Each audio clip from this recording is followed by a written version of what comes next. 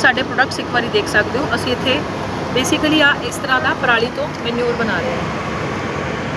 ਪਰਾਲੀ ਤੋਂ ਸਾਡੇ ਕੋਲ ਇਸ ਤਰ੍ਹਾਂ ਦੀ ਮੈਨਿਓਰ ਬਣ ਰਹੀ ਹੈ। ਅਦਰ ਦੈਨ ਮੈਨਿਓਰ ਸਾਡੇ ਕੋਲ ਇੱਥੇ ਬਾਇਓ ਫਰਟੀਲਾਈਜ਼ਰਸ ਦੀ ਅਸੀਂ ਪ੍ਰੋਡਕਸ਼ਨ ਕਰ ਰਹੇ ਹਾਂ। ਉਹਨਾਂ ਬਾਇਓ ਫਰਟੀਲਾਈਜ਼ਰਸ ਦੇ ਵਿੱਚ ਸਾਡੇ ਕੋਲ ਐਜ਼ੋਟੋਬੈਕਟਰ, ਸਿਊਡੋਮੋਨਾਸ, ਟ੍ਰਾਈਕੋਡਰਮਾ और कुछ पेस्टिसाइड्स भी असी इत्थे कर रहे हैं जो कि बायो पेस्टिसाइड्स है। तो बायो पेस्टिसाइड्स, माइकोराइजा, ये सारे साडे इत्थे दे प्रोडक्ट्स हैं। भी तुसीं कल्ली कैमिकल के पीछे ना पाओ। अज एजुकेशन लोग कर रहे हैं, सड़कों पर बैठे है ना, फार्मर्स बैठे हैं सिर्फ धान पिछे, जिहड़ा कि धान इंडिया की खुद की भारत देश की जनता नहीं खा के राजी, पंजाब का अन्न क्यों कैमिकल सब तो ज़्यादा वरती जाते हैं।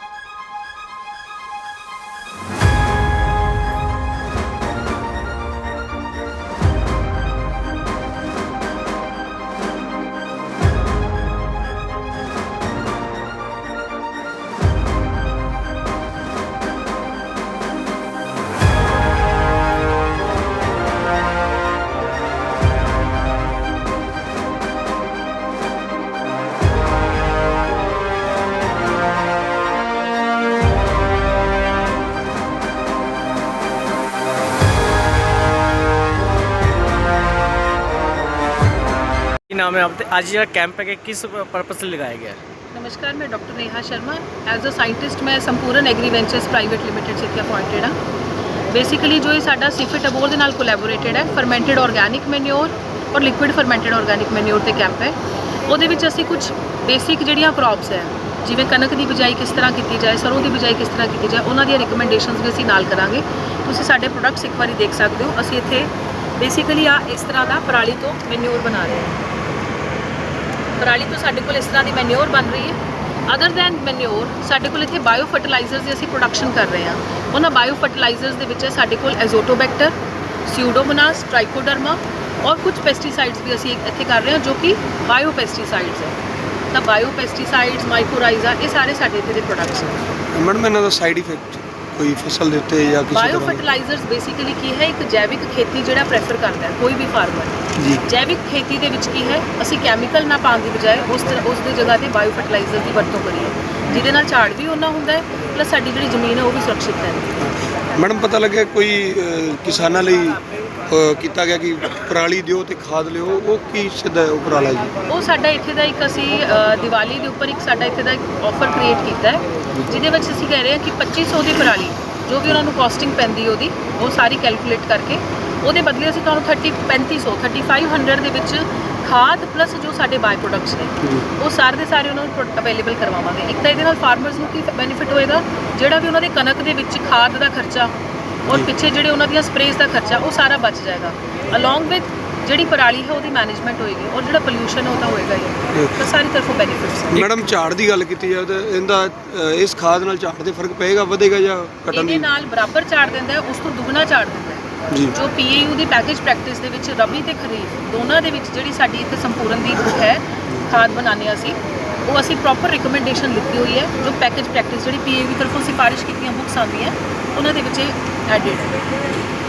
ਜਿੱਦਾਂ ਕਿ ਮੈਮ ਕਿਸਾਨ ਕਹਿੰਦੇ ਵੀ ਅਸੀਂ ਪਰਾਲੀ ਅਸੀਂ ਜੇ ਦਬਾਉਂਦੇ ਹਾਂ ਜ਼ਮੀਨ ਵਿੱਚ ਵੀ ਉਹ ਗਲਤੀ ਕੋਣੀ, ਇਹਦੇ ਬਾਰੇ ਕੀ ਕਹੋ ਜੀ? ਦੇਖੋ ਜੋ ਪਰਾਲੀ ਹੈ ਉਹਦੇ ਵਿੱਚ ਨਾ ਬਹੁਤ ਸਾਰਾ ਕੰਟੈਂਟ ਹੁੰਦਾ ਹੈ, ਸੈਲੂਲੋਜ਼, ਹੈਮੀ ਸੈਲੂਲੋਜ਼, ਸਿਲਿਕਾ ਕੰਟੈਂਟ, ਜੋ ਕਿ ਡੀਗ੍ਰੇਡ ਨਹੀਂ ਹੁੰਦਾ। ਅਗਰ ਆਪਾਂ ਉਹਨੂੰ ਪ੍ਰੋਪਰ ਤਰੀਕੇ ਨਾਲ ਕੰਪੋਸਟ ਤਿਆਰ ਕੀਤੀ ਜਾਏ, ਇੱਕ ਪ੍ਰੋਪਰ ਟੈਕਨੋਲੋਜੀ ਹੈ ਜਿਹਨੂੰ ਆਪਾਂ ਕੰਪੋਸਟਿੰਗ ਕਹਿੰਦੇ ਆ, ਖਾਦ ਤਿਆਰ ਕਰਨ ਦਾ ਤਰੀਕਾ। ਇੱਥੇ ਉਹੀ ਟੈਕਨੋਲੋਜੀ ਹੈ ਜੋ IIT ਦਿੱਲੀ ਦੇ ਨਾਲ ਅਸੀਂ ਕੋਲੈਬੋਰੇਟ ਹੋ ਕੇ ਇੱਥੇ ਡਿਵੈਲਪ ਕਰ ਰਹੇ ਹਾਂ। ਸਾਡਾ ਜੋ ਇੱਥੇ ਦਾ ਪਲਾਂਟ ਐਸਟੈਬਲਿਸ਼ ਹੈ, ਪੂਰੀ ਟੈਕਨੋਲੋਜੀ ਉੱਥੋਂ ਦੀ ਹੈ, ਜਿਹਦੇ ਵਿੱਚ ਪ੍ਰੋਪਰ ਪਰਾਲੀ ਨੂੰ ਲਿੱਤਾ ਜਾਂਦਾ ਹੈ, ਉਹਨੂੰ 45 ਡੇਜ਼ ਲਈ ਉਹਨੂੰ ਇਨਕਿਊਬੇਟ ਕਰਕੇ ਉਹਦੇ ਤੋਂ ਖਾਦ ਤਿਆਰ ਕੀਤੀ ਜਾਂਦੀ ਹੈ। ਔਰ ਪਲੱਸ ਉਹਦੀ ਐਨਾਲਿਸਿਸ ਵੀ ਅਸੀਂ ਕਰਵਾਈ, ਕੁਆਲਿਟੀ ਵਾਈਜ਼ ਵੀ ਉਹਦੀ ਐਨਾਲਿਸਿਸ ਕਰਵਾਈ ਕਿ ਉਹ ਕਿਸ ਤਰ੍ਹਾਂ ਦੀ ਖਾਦ ਹੈ। ਮੈਡਮ ਸੰਪੂਰਨ ਦੇ ਵੱਲੋਂ ਕਾਫੀ ਉਪਰਾਲੇ ਕੀਤੇ ਜਾ ਰਹੇ ਨੇ ਪਰਾਲੀ ਨਾ ਸਾੜਨ ਨੂੰ ਲੈ ਕੇ, ਹਾਂਜੀ। ਲੱਗਦਾ ਹੈ ਕੋਈ ਇਫੈਕਟਸ ਆਣਗੇ? ਲੋਕ ਸਾਨੂੰ ਫੀਡਬੈਕ ਕਾਫੀ ਅੱਛਾ ਮਿਲ ਰਿਹਾ ਹੈ, ਬਟ ਅਸੀਂ ਇਹ ਕਿ ਜ਼ਿਆਦਾ ਤੋਂ ਜ਼ਿਆਦਾ ਜਿੰਨੇ ਕੈਟਰ ਕਰਾਂਗੇ ਉਹਦੇ ਨਾਲ ਕਿਤੇ ਨਾ ਕਿਤੇ ਆਮ ਜਨਤਾ ਔਰ ਫਾਰਮਰਸ ਦੋਨਾਂ ਨੂੰ ਫਾਇਦਾ ਹੈ। ਪੋਲਿਊਸ਼ਨ ਤੋਂ ਵੀ ਫ੍ਰੀ ਹੋ ਰਹੇ ਹਾਂ ਔਰ ਉਹਨਾਂ ਦਾ ਜੋ ਇੱਕ ਬਹੁਤ ਬੜਾ ਇਸ ਟਾਈਮ ਤੇ ਇਹ ਚੱਲ ਰਹੀ ਪ੍ਰੋਬਲਮ ਕਿ ਅਸੀਂ ਪਰਾਲੀ ਕਿੱਥੇ ਲੈ ਕੇ ਜਾਈਏ, ਤਾਂ ਅਸੀਂ ਉਹਨੂੰ ਇੱਕ ਵੇ ਆਊਟ ਦੱਸ ਰਹੇ ਕਿ ਤੁਸੀਂ ਸਾਡੇ ਕੋਲ ਕੈਟਰ ਕਰਵਾਓ, ਅਸੀਂ ਉਹਦੇ ਬਦਲੇ 'ਚ ਤੁਹਾਨੂੰ ਪ੍ਰੋਡਕਟਸ ਵੀ ਦੇ ਰਹੇ ਹਾਂ। ਤਾਂ ਮੈਡਮ ਲੱਗਦਾ ਨਹੀਂ ਕਿ ਫਸਲੀ ਜਿਹੜੀ ਇੱਕੋ ਹੀ ਫਸਲ ਵਾਰ-ਵਾਰ ਬੀਜੀ ਜਾ ਰਹੀ ਹੈ, ਫਸਲਾਂ ਦਾ ਚੱਕਰ ਹੋਣਾ ਚਾਹੀਦਾ ਵੀ ਕੁਝ ਟਾਈਮ ਦੇ ਵਿੱਚ ਫਸਲ ਚੇਂਜ ਹੋਣੀ ਚਾਹੀਦੀ? ਫਸਲਾਂ ਦਾ ਚੱਕਰ ਇੱਕ ਅਲੱਗ ਚੀਜ਼ ਹੈ। ਅਸੀਂ ਫਸਲਾਂ ਦਾ ਜੋ ਚੱਕਰ ਹੈ, ਅਗਰ ਹੁਣ ਆਪਾਂ ਕਹਿੰਦੇ ਕਿ ਝੋਨਾ ਤੇ ਕਣਕ ਅਸੀਂ ਬਿਜਾਈ ਕਰ ਰਹੇ ਹਾਂ, ਜੇ ਸਾਨੂੰ ਉਹਦੇ ਉੱਪਰ ਜਨਰਲੀ ਕੀ ਹੁੰਦਾ ਹੈ ਪ੍ਰਾਈਸ ਬੇਸਿਸ ਤੇ MSP ਅਗਰ ਸਾਨੂੰ ਅੱਛਾ ਮਿਲ ਰਿਹਾ ਹੈ, ਪਰ ਅਸੀਂ ਆਪਣੀ ਮਿੱਟੀ ਨੂੰ ਵੀ ਤਾਂ ਬਚਾਉਣਾ ਹੈ ਨਾ। ਤਾਂ ਮਿੱਟੀ ਨੂੰ ਬਚਾਉਣ ਲਈ ਅਗਰ ਆਪਾਂ ਜੋ ਵੀ ਖਾਦ ਪਾ ਰਹੇ ਹਾਂ ਉਹ ਅਗਰ ਕੈਮੀਕਲ ਪਾਉਂਦੇ ਜਾ ਰਹੇ ਹਾਂ ਤਾਂ ਹੌਲੀ ਹੌਲੀ ਜ਼ਮੀਨ ਬੰਜਰ ਹੋ ਜਾਏਗੀ। ਇਸ ਕਰਕੇ ਆਪਾਂ ਨੂੰ ਕੀ ਪ੍ਰੈਫਰ ਕਰਨਾ ਚਾਹੀਦਾ ਕਿ ਜ਼ਮੀਨ ਨੂੰ ਘੱਟ ਤੋਂ ਘੱਟ ਆਪਾਂ ਡਿਸਟਰਬ ਕਰੀਏ। ਠੀਕ, ਥੈਂਕ ਯੂ। ਉਹਦੇ ਬਾਰੇ ਕੀ ਕਹਿਣਾ ਚਾਹੋਗੇ ਜੀ? ਦੇਖੋ ਜੀ, ICR ਨੇ ਕੈਂਪ ਆਯੋਜਨ ਕੀਤਾ ਹੈ ਸਿਰਫ ਫਾਰਮਰਸ ਨੂੰ ਗਾਈਡੈਂਸ ਵਾਸਤੇ, ਕਿਉਂਕਿ ਲਗਾਤਾਰ ਫਾਰਮਰ ਕੈਮੀਕਲ ਦੇ ਪਿੱਛੇ ਪੈ ਰਿਹਾ ਹੈ। ਅੱਜ DAP ਦੀ ਸ਼ਾਰਟੇਜ ਹੈ, ਲੋਕ DAP ਦੇ ਮਗਰ ਪਈ ਜਾਂਦੇ ਆ। ਜਿਹੜੀ ਆਲਰੇਡੀ DAP ਸੋਇਲ ਦੇ ਵਿੱਚ ਪਈ ਹੈ ਤੁਸੀਂ ਉਹਨੂੰ ਵਰਤੋਂ ਕਰ ਲਓ ਨਾ, ਵੀ ਬੈਕਟੀਰੀਅਲ ਫਰਟੀਲਾਈਜ਼ਰ ਪਾਓ ਜਿਹਦੇ ਨਾਲ ਸੋਲੇਬਲ ਹੋ ਕੇ ਪਲਾਂਟ ਨੂੰ ਮਿਲ ਜੇ। ਤੁਹਾਡੀ ਇੱਕ ਫਸਲ ਤਾਂ ਵੈਸੇ ਹੀ ਨਿਕਲ ਜਾਣੀ ਉਸ ਵਿੱਚੋਂ। ਹੁਣ ਆਉਂਦੇ ਆ ਡਾਕਟਰ ਸਾਹਿਬ ਹੁਣੇ, ਜਦ ਪ੍ਰੋਗਰਾਮ ਚਾਲੂ ਹੋਏਗਾ ਤੇ ਪੂਰੀ ਡਿਟੇਲ ਤੁਹਾਡੇ ਸਾਹਮਣੇ ਆਏਗੀ। ਅਸੀਂ ਫਾਰਮਰ ਨੂੰ ਇਹੀ ਸਮਝਾਉਣ ਵਾਸਤੇ ਇਕੱਠੇ ਹੋਏ ਆ ਵੀ ਤੁਸੀਂ ਇਕੱਲੀ ਕੈਮੀਕਲ ਦੇ ਪਿੱਛੇ ਨਾ ਪਾਓ। ਅੱਜ ਐਜੀਟੇਸ਼ਨ ਲੋਕ ਕਰ ਰਹੇ ਆ, ਸੜਕਾਂ ਤੇ ਬੈਠੇ ਆ ਨਾ, ਫਾਰਮਰਸ ਬੈਠੇ ਆ ਸਿਰਫ ਧਾਨ ਪਿੱਛੇ, ਜਿਹੜਾ ਕਿ ਧਾਨ ਇੰਡੀਆ ਦੀ ਖੁਦ ਦੀ ਭਾਰਤ ਦੇਸ਼ ਦੀ ਜਨਤਾ ਨਹੀਂ ਖਾ ਕੇ ਰਾਜੀ, ਪੰਜਾਬ ਦਾ ਅੰਨ। ਕਿਉਂ? ਕੈਮੀਕਲ ਸਭ ਤੋਂ ਜ਼ਿਆਦਾ ਵਰਤੀ ਜਾਂਦੇ ਆ। ਪੋਇਜ਼ਨ ਉਹਦੇ 'ਚ ਰੈਜ਼ੀਡਿਊ ਵੈਲਿਊ ਇੰਨੀ ਜ਼ਿਆਦਾ ਆ ਗਈ ਹੈ ਜਿਹਦੇ ਕਰਕੇ ਭਾਰਤ ਦੇਸ਼ ਦੇ ਖੁਦ ਦੀ ਸਟੇਟਾਂ ਇਸ ਤੋਂ ਪਿੱਛੇ ਹਟ ਗਈ ਹੈ। ਤਾਂ ਹੀ ਤਾਂ ਗੌਰਮੈਂਟ ਨਹੀਂ ਖਰੀਦ ਪਾ ਰਹੀ ਇਹਨੂੰ। ਠੀਕ ਹੈ ਨਾ ਜੀ, ਅਸੀਂ ਇਹ ਸਮਝਾਉਣ ਵਾਸਤੇ ਬੈਠੇ ਹਾਂ। ਜ਼ਿਮੀਂਦਾਰ ਭਾਈ ਜਿੰਨੇ ਆਣਗੇ, ਕਿਸਾਨ ਭਾਈ, ਉਹ ਜੇ ਸਮਝਣਗੇ ਸਾਡੀ ਗੱਲ ਤੇ ਐਗਰੀ ਹੋਣਗੇ, ਧੀਰੇ ਧੀਰੇ ਸੁਧਾਰ ਕਰ ਲੈਣਗੇ ਆਪਦੀ ਫਸਲ ਦੇ ਵਿੱਚ। ਕਈ ਕੁਝ ਕੋਈ ਕਿਸਾਨ ਆਏ ਨੇ ਜਿਹੜੇ ਕਿ ਸਰ ਇਸ ਖੇਤੀ ਦਾ ਜਿਹੜੀ ਤੁਸੀਂ ਬਣਾ ਰਹੇ ਹੋ ਫੀਡ ਖਾਦ ਵੀ ਇਹਨੂੰ ਯੂਜ਼ ਕਰਦੇ ਹੁਣ, ਕਿੰਨੇ ਕਿਸਾਨ ਇਸ ਟਾਈਮ ਹੈਗੇ ਆ? ਇੱਦਾਂ ਹੈ ਜੀ, ਇਹ ਜਿਹੜੀ ਖਾਦ ਅਸੀਂ ਬਣਾ ਰਹੇ ਹਾਂ ਨਾ, ਇਹ ਖਾਦ ਪੁਰਖੇ ਘਰੇ ਬਣਾਉਂਦੇ ਹੁੰਦੇ ਸੀਗੇ ਪਹਿਲੇ ਜੀ, ਜਿਹਨੂੰ ਹਰੀ ਖਾਦ ਬੋਲਦੇ ਸੀਗੇ। ਠੀਕ ਹੈ ਜੀ, ਅੱਜ ਕੱਲ੍ਹ ਦੀ ਜਨਤਾ ਛੱਡ ਗਈ ਤੇ ਇਹਦੀ ਇੰਡਸਟਰੀ ਲੱਗ ਗਈ। ਠੀਕ ਹੈ ਨਾ, ਇਹ ਤਿਆਰ ਹੋ ਰਹੀ ਹੈ, ਗਾਈਡੈਂਸ ਕਰ ਰਹੇ ਹਾਂ ਲੋਕਾਂ ਨੂੰ ਵੀ ਆਰਗੈਨਿਕ ਕਾਰਬਨ ਮੇਨਟੇਨ ਕਰਨ ਵਾਸਤੇ ਤੁਸੀਂ ਇਸ ਚੀਜ਼ ਨੂੰ ਪਾਓ। ਲੋਕ ਪਾਉਂਦੇ ਤਾਂ ਹੈ ਗੋਬਰ, ਲੇਕਿਨ ਸੜਿਆ ਗਲਿਆ ਨਾ ਗਲਿਆ ਗਿੱਲਾ ਗੋਬਰ ਪਾ ਦਿੰਦੇ, ਜਿਹਦੇ ਨਾਲ ਬਿਮਾਰੀਆਂ ਪੈਦਾ ਹੋ ਜਾਂਦੀਆਂ। ਅਸੀਂ ਇਹੀ ਚੀਜ਼ ਨੂੰ ਸਮਝਾਉਣ ਵਾਸਤੇ ਇਕੱਠੇ ਹੋਏ ਹਾਂ ਵੀ ਇਹ ਫਰਮੈਂਟੇਸ਼ਨ ਫਰਟੀਲਾਈਜ਼ਰ ਹੈ, ਜਿਹੜੀ ਸੋਇਲ ਦੇ ਵਿੱਚ ਜਿੰਨੀ ਫੰਗਸ ਹੈਗੀ ਹੈ, ਜਿੰਨੀ ਪੈਰਾਟਾਇਡਸ ਹੈ, ਉਹ ਸਾਰੇ ਖਤਮ ਕਰਕੇ ਸੋਇਲ ਦੀ ਬਾਇਓਲੋਜੀ ਸੁਧਾਰ ਦੂਗੀ, ਜਿਵੇਂ ਪਹਿਲੇ ਸੁਧਰੀ ਹੋਈ ਸੀਗੀ। ਗਾਈਡੈਂਸ ਕਰਦੇ ਪਏ ਆ, ਦੇਖਦੇ ਆ ਕਿੰਨਾ ਲੋਕ ਸਮਝਣਗੇ। ਅਸੀਂ ਆਪਦੀ ਤਰਫੋਂ ਤਾਂ ਪੂਰਾ ਸਮਝਾਉਣ ਦੀ ਕੋਸ਼ਿਸ਼ ਕਰਾਂਗੇ। ਜੀ, ਕੋਈ ਫੀਡਬੈਕ ਆਈ ਹੁਣ ਤੱਕ? ਫੀਡਬੈਕ ਤਾਂ ਜਿਹੜਾ ਸਾਡੇ ਨਾਲ ਟੱਚ ਹੋਇਆ ਉਹ ਤਾਂ ਫੀਡਬੈਕ ਦਿੰਦਾ ਹੀ ਹੈ ਭਾਜੀ। ਰਿਜ਼ਲਟ ਅਸੀਂ ਲੈ ਹੀ ਰਹੇ ਹਾਂ, ਫੀਲਡ ਦੇ ਵਿੱਚੋਂ ਚੰਗੇ ਰਿਜ਼ਲਟ ਆ ਰਹੇ ਆ। ਇਹੋ ਜਿਹੀ ਗੱਲ ਨਹੀਂ ਹੈ, ਜਿਹੜੇ ਬੰਦੇ ਨੇ ਪਾਈ ਆ ਉਹ ਰਿਜ਼ਲਟ ਦੇਖ ਰਹੇ ਨੇ, ਉਹ ਰਿਪੀਟ ਕਰ ਰਹੇ ਆ। ਕਿਉਂਕਿ ਆਰਗੈਨਿਕ ਕਾਰਬਨ ਵਧੀ ਜਾਂਦਾ ਨਾ ਸੋਇਲ ਦੇ ਵਿੱਚ। ਜਦ ਤੱਕ ਆਰਗੈਨਿਕ ਕਾਰਬਨ ਨਹੀਂ ਵਧੂਗਾ ਤਾਂ ਬੀਜ ਦਾ ਫਟਾਵ ਕਿਵੇਂ ਹੋਊਗਾ? ਮੈਨੂੰ ਇੱਕ ਗੱਲ ਦੱਸੋ। ਔਰ ਆਲਰੇਡੀ ਜਿਹੜੀ ਆਰਗੈਨਿਕ ਕਾਰਬਨ ਦੀ ਆਪਣੀ ਜ਼ਮੀਨਾਂ ਦੇ ਵਿੱਚ ਕਮੀ ਹੈ। ਇਹ ਪੰਜਾਬ ਐਗਰੀਕਲਚਰ ਯੂਨੀਵਰਸਿਟੀ ਦੀ ਰਿਪੋਰਟ ਦੱਸਦੀ ਹੈਗੀ ਹੈ, ICR ਦੀ ਰਿਪੋਰਟ ਦੱਸਦੀ ਹੈ KVK ਹਬੋਰ ਦੀ ਰਿਪੋਰਟ ਦੱਸਦੀ ਵੀ ਆਪਣੀ ਜ਼ਮੀਨਾਂ ਦੇ ਵਿੱਚ ਘੱਟ ਤੋਂ ਘੱਟ ਕੀ ਚੀਜ਼ ਹੈ, ਉਹ ਸਿਰਫ ਆਰਗੈਨਿਕ ਕਾਰਬਨ ਹੀ ਹੈ ਜਿਹੜਾ ਬਹੁਤ ਜ਼ਿਆਦਾ ਘੱਟ ਹੈ।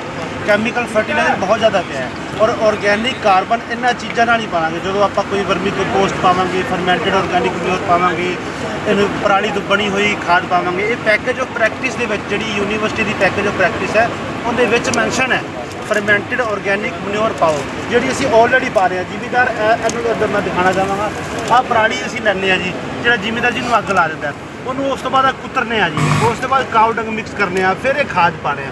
ਜਿਹੜਾ ਜ਼ਿਮੀਦਾਰ ਖਾਦ ਪਾਣਾ ਉਹ ਆਹ ਵਾਲੀ ਖਾਦ ਪਾਉਂਦਾ ਸੀ ਔਰ ਇਹਦੇ ਵਿੱਚ ਫੰਗਸ ਹੈਗੀ ਹੈ, ਟਰਮਾਈਟ ਹੈਗੀ ਹੈ, ਵੀਡਸ ਹੈਗੇ ਨੇ, ਇਟਸਿਟ ਮੁਰਗ ਪੱਤੂ ਦੇ ਬੀਜ ਹੈਗੇ ਨੇ।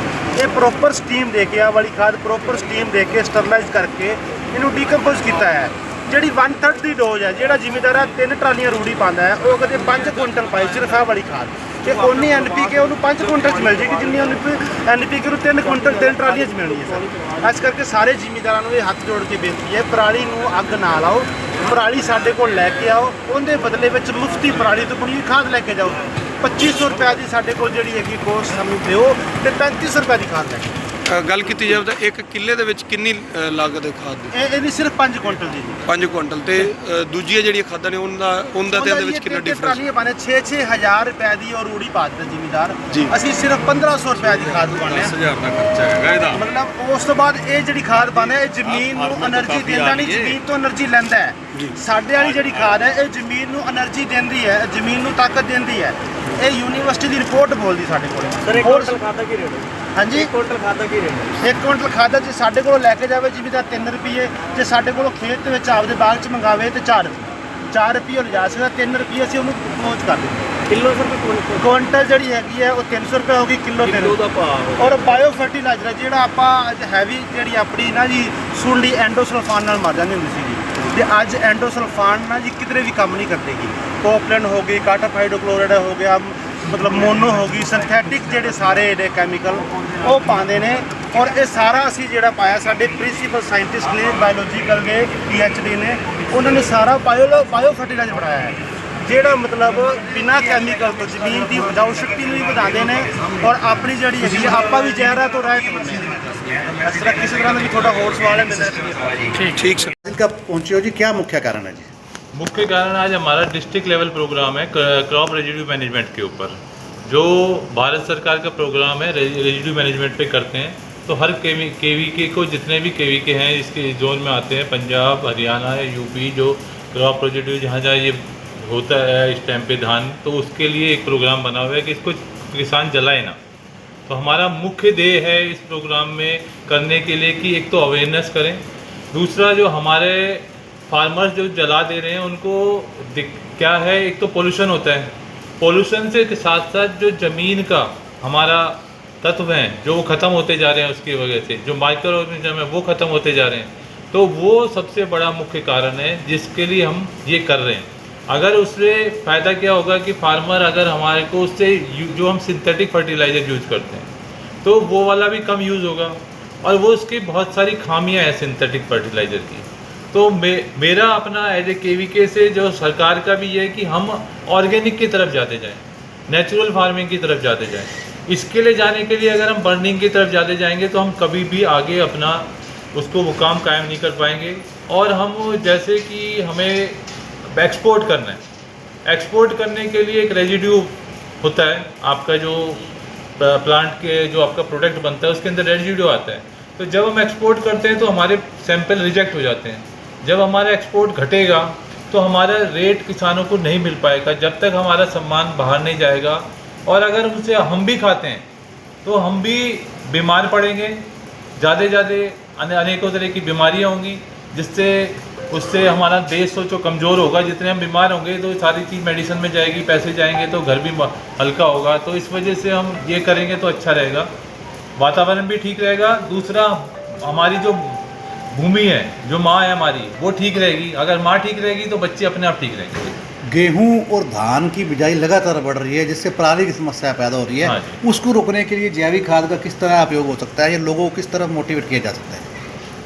देखो जी, जो गेहूँ और इसको हमारा एज ए KVK हेड में हम अब ये लगे हुए हैं कि हम डिफरेंट तरह की क्रॉप अपने यहाँ पे, क्योंकि वैसे तो अबोहर जो फाजिल्का डिस्ट्रिक्ट है ना, वो अपने आप में और डिस्ट्रिक्टों से अलग है। इस डिस्ट्रिक्ट में आपकी प्लांटेशन क्रॉप भी होती है, इस डिस्ट्रिक्ट में आपका क्या कहते हैं, धान भी बहुत अच्छा होता है, अच्छी क्वालिटी का भी होता है। तो डाइवर्सिफिकेशन है, पर उसको हम चाहते हैं कि जो हम लगे हुए हैं ओवर प्रोड्यूस करने के लिए, उसमें ना करके किसानों को सही मूल्य नहीं मिलता। अगर वो हम डिफरेंट तरह की चीज़ जिसकी आवश्यकता है हमारे देश में, जो जैसे हमारा मैंडेट है, हमारे इंस्टीट्यूट जिसके साथ KVK है, सिफेट का है ये, तो उसके साथ हमारा मैंडेट क्या है, पोस्ट हार्वेस्ट का है। तो हम किसान को ये बताएं कि ये चीज़ हम बताने में लगे हैं कि ये चीज़ आप वो, इससे हमारा जो डिस्ट्रिक्ट फाजिल्का है उसको हम चाहते हैं कि ये ऑर्गेनिक के नाम से अलग से आए। जैसे आप देखा होगा नॉर्थ ईस्ट को ऑर्गेनिक में कर दिया, तो ऐसे ही हम चाहते हैं कि फाजिल्का को किसी तरह हम मेहनत करें, क्योंकि हम अकेले मेहनत नहीं करनी पड़ेगी, हमको, टीम को, और जो फाजिल्का में जितने भी फार्मर्स हैं उनके साथ मिलके हमारा एक ये है कि हम इसको ऑर्गेनिक फाजिल्का बनाएं पूरा का पूरा। तो उसमें संपूर्ण क्या रोल अदा कर सकता है? संपूर्ण अधिकतर जो अपना इनका प्रोडक्ट्स हैं वो सब के सब इनके ऑर्गेनिक से रिलेटेड है।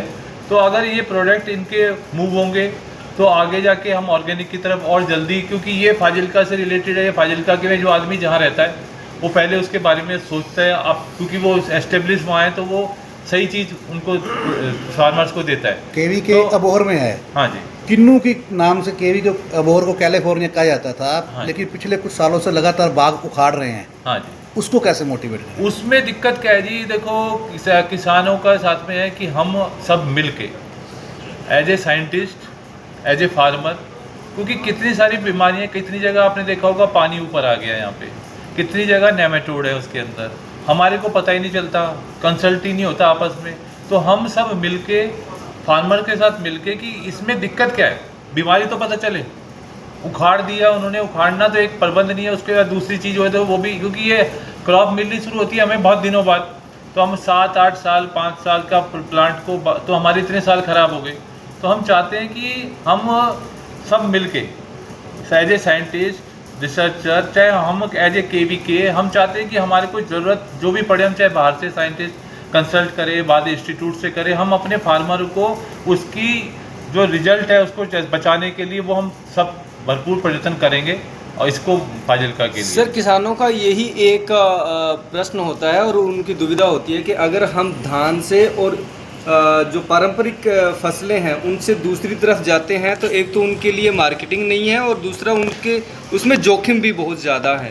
तो KVK ऐसा कुछ प्रयास कर रही है कि किसानों की ये समस्या दूर हो? देखो, KVK एज ए KVK हम प्रयास कर रहे हैं। जैसे हम पोस्ट हार्वेस्ट का है, मैंने आपको पहले ही बताया, पोस्ट हार्वेस्ट इंस्टीट्यूट है इंडिया में, एक ही इंस्टीट्यूट है पोस्ट हार्वेस्ट इंस्टीट्यूट। तो उसके लिए हम अगर उसके अंदर जाते हैं ना, तो उसमें फ़ायदा क्या है कि हमारा टारगेट है कि मार्केटिंग, सबसे ज़्यादा दिक्कत है फार्मर्स को मार्केटिंग की। ऑर्गेनिक वाले मैं एज ए KVK हम कोशिश कर रहे हैं, जितने भी ऑर्गेनिक का काम कर रहे हैं यहाँ पे, उनको हम इकट्ठा करें और हम एक ब्रांड बनाएं, फाजिल्का ब्रांड, क्योंकि बिना ब्रांड के कोई नहीं चल सकता। अगर आप एक एक करके चलोगे तो हम कभी भी सफल नहीं हो पाएंगे। सफलता के लिए हमें मुट्ठी जैसे बंद करके चलो ना, तो उससे चलना पड़ेगा, हमें इकट्ठा होकर चलना पड़ेगा, ब्रांड बना के उसका अपने अपने सबके रहें और हम दिल से काम करेंगे सबके सब। तो शायद मैं वो दिन दूर नहीं, हम फाजिल्का का नाम ऊपर करके ही रहेंगे अगर सब मिलके करें। सर, संपूर्ण की तरह दावा किया जा रहा है अभी किन्नू, श्रिम्प और मशरूम तीनों फाजिल्का में होंगे, लगातार व्यापारी आ सकेगा। आपका क्या? हाँ जी, आप उसमें कैसा रोल अदा कर सकते हैं? नहीं, उसके लिए देखो हम ट्रेनिंग का करेंगे। देखो हमारा अपना KVK का मैंडेट क्या होता है जी, ट्रेनिंग का, उसका जैसे जो भी पैकिंग ट्रेनिंग, जैसे भी ट्रेनिंग है, फार्मर की ट्रेनिंग हमारी होती है। मशरूम कल्टीवेशन है, हम जैसे इनके प्रोडक्ट है हम उसको देखेंगे, उसमें टेस्ट करेंगे, उसमें हम अगर नहीं है तो फार्मर को अवेयर करेंगे कि जी इसमें ये कमी है, आपका ये जो प्रोडक्ट आएगा ये बिल्कुल रेजिड्यू फ्री होगा, तो हम उसके लिए आगे उसको मूव करेंगे। उससे क्या होगा, फार्मर का फ़ायदा होगा। अगर प्रोडक्ट आपका रेजिड्यू फ्री मिलते हैं आज के ज़माने में, तो वो ऑर्गेनिक ही है, चाहे जैसे आपने करा है, तो आपको रेजिड्यू फ्री प्रोडक्ट चाहिए हमारे को। सर, आपने ऑर्गेनिक की बात की है, पराली उसके अंदर क्या भूमिका अदा कर सकती है? देखो, पराली का ऐसा है कि पराली में आपको पता है नाइट्रोजन, फास्फोरस, पोटास और सब चीज़ मिलती है। अगर पराली को हम उसके अंदर मिलाते हैं ज़मीन के अंदर, अगर हम उसे जलाते हैं तो उससे कुछ नहीं मिलता, पोल्यूशन मिलता है। तो हमारी अपनी ये है कि हम अवेयरनेस फैलाते रहें।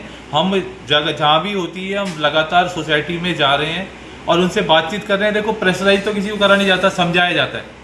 तो हम समझा के कोशिश कर रहे हैं, उनको फार्मर को बताएं और उनको कोशिश करते हैं कि प्रोडक्ट भी बनाएं वो नई नई चीज़ को। तो हम उसको आगे मिलके करेंगे आगे। देखो एज ए इंस्टीट्यूट हमारा वो नहीं है कि हम बेचेंगे, पर हम उनको लेके अलग अलग मेलों में उसमें जाके उनको प्रोडक्ट को बताएंगे, जैसे मार्केटिंग कैसे करी जाती है, आपको पैकिंग कैसे करी जाती है, कहाँ कर सकते हैं, ऑनलाइन कैसे कर सकते हैं, उस सब की ट्रेनिंग का काम है मैंडेट का, वो हम देंगे लगातार। सर अगर परसेंटेज की बात करें तो जितने प्रयास अब तक हुए हैं उसके बाद कितने प्रतिशत किसान ऑर्गेनिक तरफ मूव कर चुके हैं और पराली जलाने से बच रहे हैं? देखो अभी क्या दिक्कत है कि इस बार आप परसेंटेज देखो तो हमारा जो कॉटन का एरिया था वो बहुत ही, आपको पता होगा फाजिल्का के अंदर वो इस राइस के अंदर आया। तो परसेंटेज वाइज तो हम कम हो रहे हैं जलाने में, पर क्योंकि जगह हमारी बढ़ती जा रही है तो उस वजह से थोड़ा ज़्यादा दिखता है हमारे को, नए नए फार्मर क्रिएट हो रहे हैं उसके अंदर।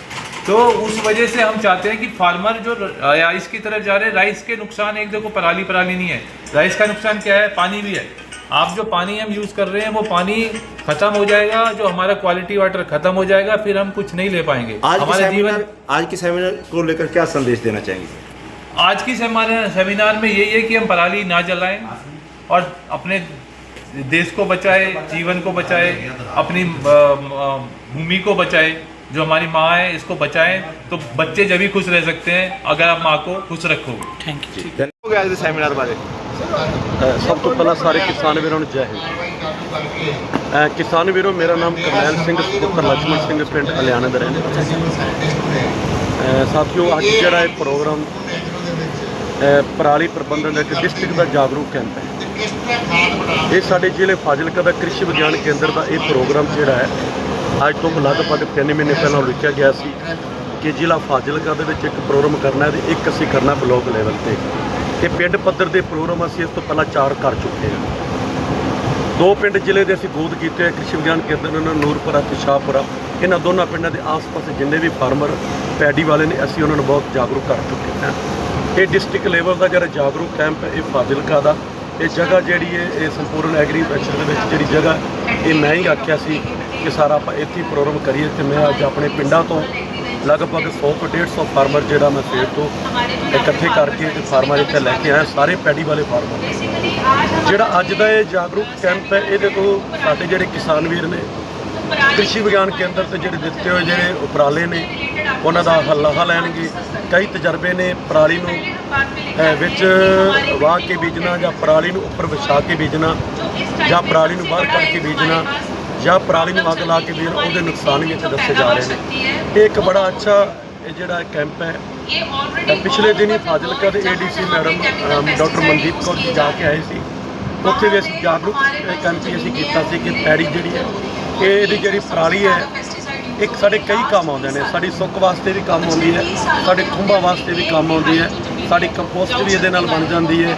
ਇਹ ਪਰਾਲੀ ਸਾਡੇ ਪਸ਼ੂ ਜਿਹੜਾ ਸਾਡਾ ਪਸ਼ੂ ਦਾਨਾ ਹੈ ਉਹ ਵੀ ਇਹਨੂੰ ਖਾਂਦਾ ਹੈ। ਪਰ ਜਿਹੜੀ ਸੰਪੂਰਨ ਵਾਲਿਆਂ ਨੇ ਪਰਾਲੀ ਦਾ ਜੈਵਿਕ ਖਾਦ ਬਣਾਈ ਹੈ ਉਹਦਾ ਕੀ ਰਿਜ਼ਲਟ ਹੈ? ਲੋਕ ਰਸਾਇਣਿਕ ਖਾਦਾਂ ਜੇ ਛੱਡ ਕੇ ਆਉਣ ਤਾਂ ਵਰਤੀ ਜਾਂਦੇ ਨੇ, ਉਹਨਾਂ ਦੇ ਕੀ ਫਰਕ ਲੱਗਦਾ? ਦੇਖੋ ਜੀ, ਜਿਹੜੀ ਖਾਦ ਇੱਕ ਗਲੀ ਸੜੀ ਰੂੜੀ ਖਾਦ ਪਾਉਣੀ, ਜਿਹੜੀ ਇੱਕ ਪਰਾਲੀ ਤੋਂ ਖਾਦ ਤਿਆਰ ਕਰਕੇ ਪਾਉਣੀ, ਇੱਕ ਛੇਤੀ ਤੇ ਜਲਦੀ ਦਾ ਉਪਰਾਲਾ। ਉਹ ਸਾਡੀਆਂ ਅੱਜ ਕੱਲ੍ਹ ਖਾਦਾਂ ਜਿਹੜੀਆਂ ਪੁਰਾਣੀਆਂ ਨਹੀਂ ਮਿਲਦੀਆਂ ਹੋਈਆਂ ਉਹ ਰਹਿ ਨਹੀਂ ਗਈ। ਇਸ ਖਾਦ ਦੇ ਵਿੱਚ ਜਿਹੜੇ ਬਾਕੀ ਤੱਤ ਨੇ ਉਹ ਮੌਜੂਦ ਨੇ। ਮੈਂ ਵੀ ਪਾਇਆ, ਹੋਰ ਕਿਸਾਨਾਂ ਨੇ ਵੀ ਅਸੀਂ ਪਾਇਆ ਸੀ। ਇਹਦੇ ਲਾਭ ਨੇ। ਕਿਸ ਤਰ੍ਹਾਂ ਦੇ ਲਾਭ? ਦੇਖੋ ਜੀ, ਫਸਲ ਦੀ ਗਰੋਥ ਹੁੰਦੀ ਹੈ, ਰੂਟ ਲੈਵਲ ਵੱਧਦਾ। ਕੈਮੀਕਲ ਖਾਦਾਂ ਦਾ ਵਿਕਲਪ ਹੈਗਾ ਪੂਰੀ ਤਰ੍ਹਾਂ ਨਾਲ? ਨਹੀਂ ਜੀ, ਅਸੀਂ ਇਹ ਗੱਲ ਨਹੀਂ ਕਹਿ ਸਕਦੇ ਵੀ ਜਿਹੜਾ ਕੈਮੀਕਲ ਹੈ ਨਾ ਜੀ, ਕੁਝ ਸਾਡੀ ਧਰਤੀ ਜਿਹੜੀ ਹੈ ਇਹ ਫਾਜ਼ਿਲਕਾ ਡਿਸਟ੍ਰਿਕਟ ਦੀ ਇਹ ਕੈਮੀਕਲ ਨਾਲ ਹੀ ਚੱਲੇਗੀ।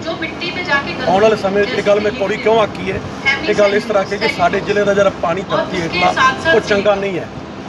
ਤੇ ਜਿਹੜਾ ਸਾਡੀ ਸੇਮ ਦਾ ਏਰੀਆ, ਸਾਡਾ ਡਿਸਟ੍ਰਿਕਟ ਫਾਜ਼ਿਲਕਾ ਪੂਰਾ ਸੇਮ ਦਾ ਏਰੀਆ, ਧਰਤੀ ਵਾਲਾ ਪਾਣੀ ਉੱਪਰ ਆ ਜਾਂਦਾ ਜੀ। ਲਗਭਗ ਜਿੰਨੇ ਕਲੋਰਾਈਡ ਤੱਤ ਥੱਲੇ ਪੈਣ ਧਰਤੀ ਦੇ ਉਹ ਸਾਰੇ ਧਰਤੀ ਦੇ ਉੱਪਰ ਆ ਕੇ ਇੱਕ ਤਹਿ ਵਿਛ ਜਾਂਦੀ ਹੈ।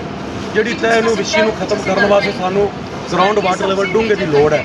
ਉਹ ਸਾਡੇ ਜ਼ਿਲ੍ਹੇ 'ਚ ਪਾਣੀ ਡੂੰਘਾ ਨਹੀਂ ਹੋ ਰਿਹਾ। ਕੱਲਾ ਫਾਜ਼ਿਲਕਾ ਦਾ ਪੱਛਮ ਏਰੀਆ ਹੈ, ਜਿਵੇਂ ਸਾਡਾ ਅਰਨੀਵਾਲਾ ਬਲਾਕ ਹੈ, ਸਾਡਾ ਜਲਾਲਾਬਾਦ ਬਲਾਕ ਹੈ, ਸਾਨੂੰ ਬੜੀ ਮੁਸ਼ਕਲ ਆ ਰਹੀ ਹੈ। पर जैविक खाद नाल वो ਜਿਹੜੀ ਨਿਰਭਰਤਾ ਹੈ ਉਹ ਘਟਾਈ ਜਾ ਅਸੀਂ ਜੈਵਿਕ ਪੂਰਾ ਖੇਤ ਕਰ ਵੀ ਲਿਆ ਸੀ, ਕਰ ਵੀ ਚੁੱਕੇ ਸੀ। ਜਦੋਂ ਸੇਮ ਨੇ ਉੱਪਰ ਆਇਆ ਤੇ ਸਾਰੇ ਪਲਾਂਟ ਕੱਟ ਦੇ ਟਹਿ ਵਿੱਚ ਚਿੱਟਾ ਸ਼ੋਰਾ ਜਿਹੜਾ ਤੁਹਾਨੂੰ ਜਨਵਰੀ ਤੋਂ ਲੈ ਕੇ ਮਾਰਚ ਤੱਕ ਦਿਖੇਗਾ, ਉਹਨੂੰ ਡਾਊਨ ਕਰਨ ਵਾਸਤੇ ਪਾਣੀ ਦਾ ਗਰਾਊਂਡ ਵਾਟਰ ਲੈਵਲ ਜਿੰਨਾ ਥੱਲੇ ਨਹੀਂ ਜਾਏਗਾ। ਸਾਡੀ ਹਕੂਮਤਾਂ ਨੇ ਸਾਨੂੰ ਮਾਰਿਆ। ਸਾਡੇ ਪੰਜਾਬ ਦੀ ਹਕੂਮਤ ਜਿਹੜੀ ਪਹਿਲਾਂ ਹਕੂਮਤ ਰਹੀ ਹੈ, ਉਹਨਾਂ ਨੇ ਫਾਜ਼ਿਲਕਾ ਜ਼ਿਲ੍ਹੇ ਨੂੰ ਬੜਾ ਮਾਰਿਆ ਕੁੱਟਿਆ। ਫਾਜ਼ਿਲਕਾ ਨੂੰ ਬੜਾ ਇੱਕ ਮਾੜਾ ਸ਼ਹਿਰ ਸਮਝ ਕੇ ਸਾਰੀਆਂ ਡਰੇਨਾਂ ਜਿਹੜੀਆਂ ਨੇ ਉਹ ਪੂਰਬ ਵਾਲੀਆਂ ਡਰੇਨਾਂ ਸਾਰੀਆਂ ਫਾਜ਼ਿਲਕਾ ਵਿੱਚੋਂ ਲਗਾਤੀਆਂ ਨੇ ਤੇ ਪਾਕਿਸਤਾਨ ਦਾ ਡਿਫੈਂਸ ਜਿਹੜਾ ਜਾ ਰਿਹਾ ਪਰ ਸੰਪੂਰਨ ਖਾਦ ਬਣਾਈ ਉਹ ਤਾਂ ਕਿੰਨਾ ਬੁਰ ਜਾਣਾ ਬਾਕੀ ਖਾਦ। ਦੇਖੋ ਜੀ, ਅਸੀਂ ਰਿਜ਼ਲਟ ਇਹਦਾ ਪੂਰਾ ਲਿਆ, ਰਿਜ਼ਲਟ ਅੱਛਾ, ਪਰ ਗੱਲ ਮੈਂ ਉਹੀ ਕਰ ਰਿਹਾ ਨਾ ਜੀ, ਰਿਜ਼ਲਟ ਤਾਂ ਹੀ ਮਜ਼ਾ ਆਊਗਾ ਨਾ ਜੀ ਰਿਜ਼ਲਟ ਦਾ ਜੇ ਸਾਡਾ ਗਰਾਊਂਡ ਵਾਟਰ ਲੈਵਲ ਥੱਲੇ ਜਾਊਗਾ, ਸਾਰੇ ਕਲੋਰਾਈਡ ਉੱਪਰ ਆ ਜਾਂਦੇ ਨੇ। ਅਸੀਂ ਇਹਨੂੰ ਜਿਹੜਾ ਬਰਾਬਰ ਤੱਕ ਕਰਾਂਗੇ, ਅਗਲੇ ਸਾਲ ਵੱਧ ਹੋ ਜਾਏਗਾ। ਇਸ ਸਾਲ ਕੁਝ ਸੇਮ ਆਪਣੇ ਆਪ ਡਾਊਨ ਜਾ ਰਹੀ ਹੈ ਜੀ। ਤੁਹਾਡਾ ਨਾਮ ਜੀ? ਮੇਰਾ ਨਾਮ ਕਰਨਾ। नमस्कार, अनिल जानी, गाँव कटेड़ा। सेमिनार तो ये अपने पराली पे लगाया गया है। बेसिकली मेरा पराली पे थोड़ा तजर्बा कम, मैं नहीं है इतना ज़्यादा, पर इनका जो मकसद है कि जलाओ मत, उसे अंदर जलाओ या उसकी खाद बनाओ। तो एक्चुअल में पराली में सबसे अच्छी बात जो एक चीज़ है, इसमें जो सिलिका है, जो एक ग्रोथ प्रमोटर होता है, वो एक नेचुरल चीज़ है इसमें, और उससे जो ये गला के खाद बनाते हैं उसका रिजल्ट वास्तव में बहुत अच्छा है। मैंने खुद यूज़ किया है इसका। जब इन्होंने स्टार्ट किया था तो सबसे पहले रिजल्ट मैंने इनको दिया था भी इस खाद से क्या रिजल्ट है। उसके बाद में सब जिन्होंने भी यूज़ किया वो बात का है। मैं कोई भी केमिकल बाजार से नहीं खरीदता।